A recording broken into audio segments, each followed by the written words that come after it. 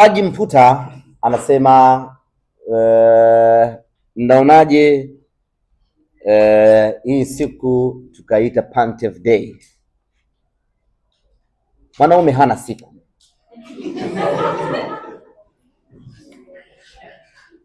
Sawa bana kwa hiyo hii ni Simba Day ya meneja Pantev. Lakini tunaangalia uwezekano wa kumfanya kuwa mgeni rasmi katika mchezo huu. Hiyo ndiyo title yetu sisi, mgeni rasmi. Nikishapata baraka za wakubwa zangu tutamtangaza kuwa mgeni rasmi. Ile mwanaume hana siku. Dizo anauliza hali ya watu wachezaji ambao walikuwa majeruhi. Kamara sijapata bado taarifa mpya kutoka kwa madaktari. Tumerejea jana, leo wako mapumziko. Kesho Mungu akijalia nitakapowasiliana na madaktari nitapata status yake. Lakini status ya mwisho ni kwamba Kamara aliondoka akaenda kwenye timu yake ya taifa ya Guinea, na baada ya kufika kule akafanya mazoezi, lakini akawa anasikia maumivu kwenye mguu ambao aliumia kwenye mechi dhidi ya Gaborone United. Kwa hiyo atarejea hapa nchini, nadhani amesharejea kama sikosei, mimi nilikuwa nimesafiri.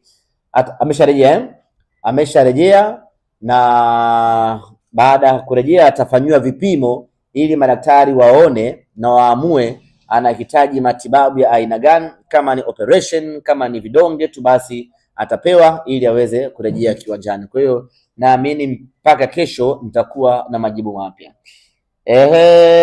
Bajaber alishaanza mazoezi tangu wiki iliyopita, na kesho timu ikiresume mazoezi na yeye atakuwa sehemu ya wanaofanya mazoezi kuelekea katika mchezo huo. Siwezi kujua kama atakuwa fit enough kuweza kupewa nafasi katika mchezo wa tarehe 26. Hilo sina uhakika. Alassane Kante tayari nimeshaeleza, alikuwa anasikia maumivu kidogo, na mwalimu meneja Pantev akasema kama anasikia maumivu basi abaki nyumbani. Nitasafiri na wale ambao wako fiti kwa 100%, kwa sababu mimi aina yangu ya pira mikazo nahitaji mchezaji ambaye yuko fiti kwa 100%. Hata kama mtu anauma mafua, meneja Pantev hataki kumtumia, sababu mpira wake muda wote ni nginja, hasa mtu asije akatufia uwanjani. Kwa hiyo mtu akiwa na maumivu kidogo tu anaambia huyo asubiri. Kwa hiyo ameshakaa sawa sawa hivi sasa. Kesho timu ikirejea mazoezini na yeye atakuwa sehemu ya wachezaji hao kuelekea tarehe 26. Jadu anauliza hamjafikiria kupunguza kiingilio pengine, kwa sababu tayari mambo yameshaanza kuendea vizuri, ama atakufanya bure kabisa? Ni msiba peke yake ndio hauna kiingilio. Umenelewa Ni msiba peke yake ndio waga bure, lakini starehe yoyote iliyobaki hapa duniani ina kiingilio chake. Na Simba Sports Club tunakwenda kwenye starehe, na tena sio starehe ya kawaida, ni starehe ya kiwango cha hali ya juu mno. Ni starehe ambayo inakustarehesha mwili wako wote, ni starehe ambayo inaburudisha akili yako, ni starehe ambayo inafurahisha macho yako, ni starehe ambayo inakuacha ukiwa na roho nyeupe mwaka mzima. Starehe ya namna hiyo huwezi kuingia bure my brother, lazima ulipe kiingilio ili uende ukastarehe. Haiwezekani Abraham Morris akuburudishe wewe bure, haiwezekani. Haiwezekani Nabi Kamara apige visigino pale vya bure, haiwezekani. Haiwezekani Wilson Nangu afunge goli la kichwa pale bure, haiwezekani. Haiwezekani Simba mweusi Jonathan Soa awapige watu venga vingi pale kwa bure, haiwezekani. Haiwezekani. Itakuwa ni uhujumu uchumi. Kwa lazima tuweke kiingilio, kwa sababu watu wanakwenda kwenye starehe. Kaka yangu Jadu, huwezi kwenda kumuona Selemani Mwalimu bure kaka. mchezaji wa daraja la juu la World Cup, huwezi kwenda kumuona Rushain bure my brother.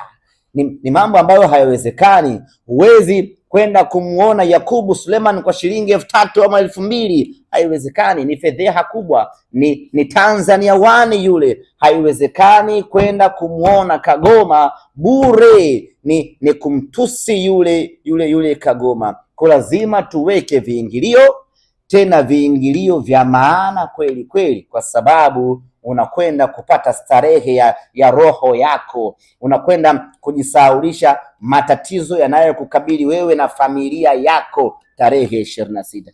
Na hiyo siku watu tunakwenda tunaenjoy namna hii uwanjani. Njoo na bebe yako uwanjani, kama unao 3 4, njoo nao wote waje wafurahie. Njoo na familia yako siku hiyo uwanjani. Njoeni watu wa enjoy, usije peke yako. Njoeni watu wafurahie. Hii ni starehe, uweze kwenda bure ndugu yangu. Na tarehe 26 mesha kuona movie ya Escape from Sobibo? Meshaiona hawajaiona Wale watu waliopanga mstari wanaingizwa kwenye tanuri la moto, walivyokuwa na wasiwasi pale, kwa sababu kwanza wanakwenda kuingizwa kwenye tanuri la moto, alafu ukikimbia huku kuna bunduki, kuna mbwa anakung'ata, yani unakuwa na wasi. Sasa hao ndio watu wengine wanapokwenda kwenye mechi zao.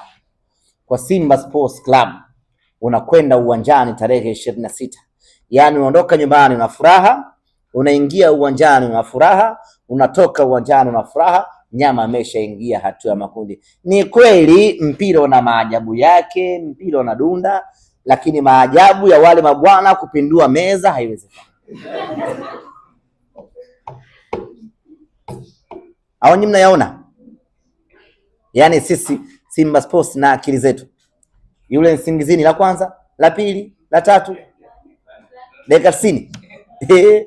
Labda tucheze miaka 3 ndio watapata goli moja kila mwaka mmoja.